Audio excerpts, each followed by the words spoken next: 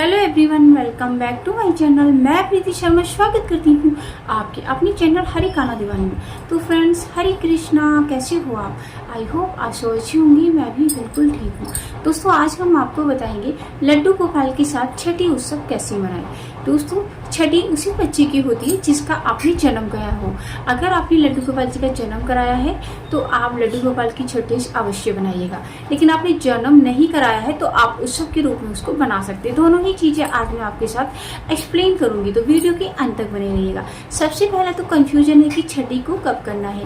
अगर आपने 26 अगस्त को जन्माष्टमी मनाई है तो आप 31 अगस्त को छठी करिएगा। लेकिन आपने 27 को मनाई है तो आप 1 सितंबर को छठी करिएगा दोस्तों। लेकिन अगर ऐसा है कि आपके यहाँ पे सब 1 सितंबर को ही मना रहे हैं, 31 को अपने घर मना सकते हैं और 1 तारीख को अपने मंदिर में जाके सेलिब्रेट कर सकते हैं। जैसा भी हो, जो ये होता है उस सब के लिए होता है, आप ये मना सकते हैं। तो आपको मनाना कैसे है, देखिए दोस्तों। छठी के दिन आपको जल्दी उठना है। और दोस्तों, छठी के दिन कोई भी व्रत नहीं रखा जाता है, ये सिर्फ एक उत्सव होता है। इस दिन आपको ब्रह्म मुहूर्त में उठना है। उठने के बाद लड्डू गोपाल जी को नॉर्मल से आप स्नान करा सकते हैं, जैसे कि जल में थोड़ा सा चंदन डाल के, आंवला डाल के और उसमें स्नान करा सकते हैं आप लड्डू गोपाल जी को। उसके बाद आप नॉर्मल से उनको ड्रेस पहनाइएगा। छठी का जो उत्सव होता है बेसिकली 2 से 4 के बीच होता है, यानी दिन छुपने से पहले किया जाता है। सुबह सुबह ये किया नहीं जाता है, तो आप उस टाइम पर छठी का उत्सव मना सकते हैं। तो आपको क्या करना है, सबसे पहले जो तैयारी है वो क्या करनी है। एक तो आपके लिए लड्डू गोपाल जी के पास येलो कलर की ड्रेस होनी चाहिए।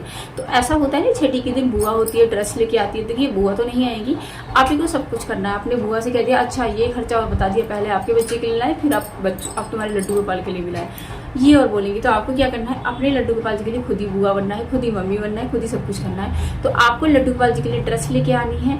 और आप पगड़ी की जगह पे एक टियारा बना सकते हैं, जैसे कि बेबी रिबन से ऐसे करके मैंने बता रखा है इसमें टियारा कैसे बनना है, तो वो आप बना सकते हैं। या आप कलावे का ऐसे गोल गोल करके उनके पे लपेट, मतलब लड्डू गोपाल जी को तो आप किसी भी स्वरूप में रखेंगे तो अच्छा ही लगेगा।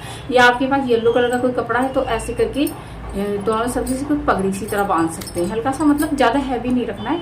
और एक माला ले आइएगा, ज्यादा हैवी श्रृंगार नहीं किया जाता है दोस्तों इसमें। तो इस तरह से आप कर सकते हैं। उनके लिए कुछ गिफ्ट ला सकते हैं, यानी कि जैसे आप एक तो उनको पहनाने के लिए ला सकते हैं, एक उनको गिफ्ट देने के लिए ला सकते हैं। या आप छोटे छोटे खड़बे ला सकते हैं, मोर पंख ला सकते हैं, बांसुरी ला सकते हैं। कुछ भी आप छोटी मोटी चीजें लड्डू गोपाल जी के लिए गिफ्ट के लिए लेके आ सकते हैं। क्योंकि छठी में क्या होता है, बच्चों के लिए कपड़े वगैरह लेके आते हैं, कुछ उपहार लेके आते हैं ना, तो आप इस तरह से कर सकते हैं दोस्तों। तो ये सब करने के आपको सबसे पहले शाम के समय लड्डू गोपाल जी को लेना है और दूध लेना है। आप 2.25 लीटर भी ले सकते हैं, 1.25 लीटर भी ले सकते हैं, 3.25 लीटर भी ले सकते हैं, आप 5 कप ले सकते हैं, 11 कप ले सकते हैं। मतलब शुभ संख्या में आप दूध लीजिएगा और लड्डू गोपाल जी को इस तरह से लीजिएगा और इस तरह से टिप कराया जाता है। तो इससे 1 2 3 इस तरह से आप डिप कराइएगा।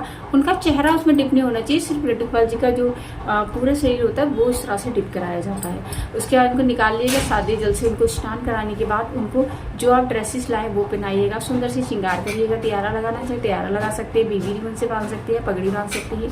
अच्छा, ये जो बोलते हैं ना, ये छठी का दूध कौन सा होता है, आपने देखा होगा जब बच्चों की लड़ाई होती है तो कि हम तुम्हें इतना मारेंगे कि छठी का दूध याद आ जाएगा। तो दोस्तों, वो यही वाला दूध होता है।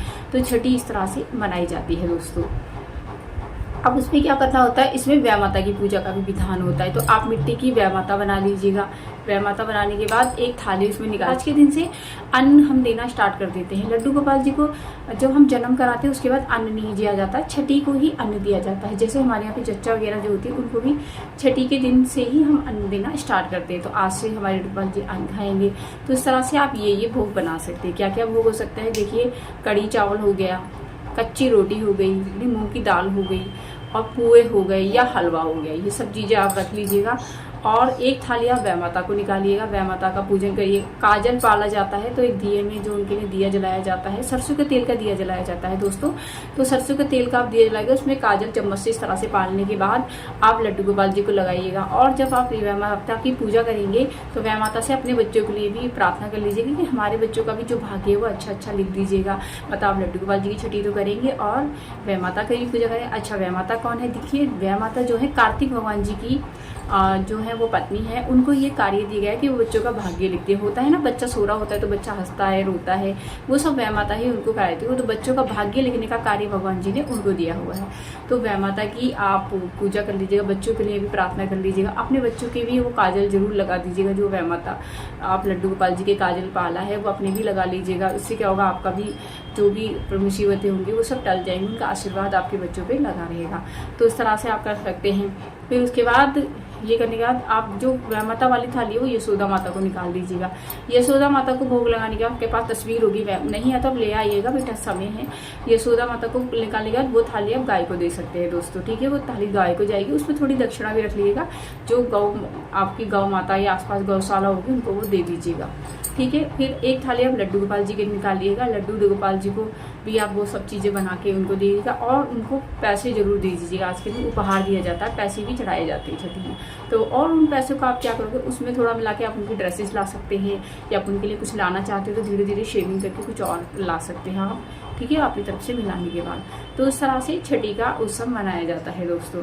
तो बेसिकली हमारे यहाँ पे तो इसी तरह से मनाया जाता है। और आपका कन्फ्यूजन दूर हो गया होगा। अगर आपने 26 तारीख को अगस्त को मनाई है तो आपको 31 अगस्त को अपनी छठी मनानी है, लेकिन आपने 27 को मनाई है तो आपको 1 सितंबर को मनानी है। ये नहीं होता है कि आप कब कर रहे हो हम भी तभी कर लेते। छठी होती है 6 दिन की, उसमें कोई डे का विचार नहीं किया जाता है, कोई दिन का विचार नहीं किया जाता कि आज शनिवार पड़ा बुधवार पड़ा, नहीं, 6 दिन की ही छठी होती है भगवान जी की। ये सब इंसानों में देखा जाता है। तो दोस्तों इस तरह से आप छठी उत्सव मना सकते हैं, जिसमें कुछ ज़्यादा तामझाम नहीं होता है कुछ भी। दोस्तों वह माता की थाली निकालने के बाद आपको यशोदा माता को वो देनी होती है। उसके बाद आप लड्डू गोपाल जी को भोग लगाने के बाद उनकी आरती जरूर उतार दीजिएगा।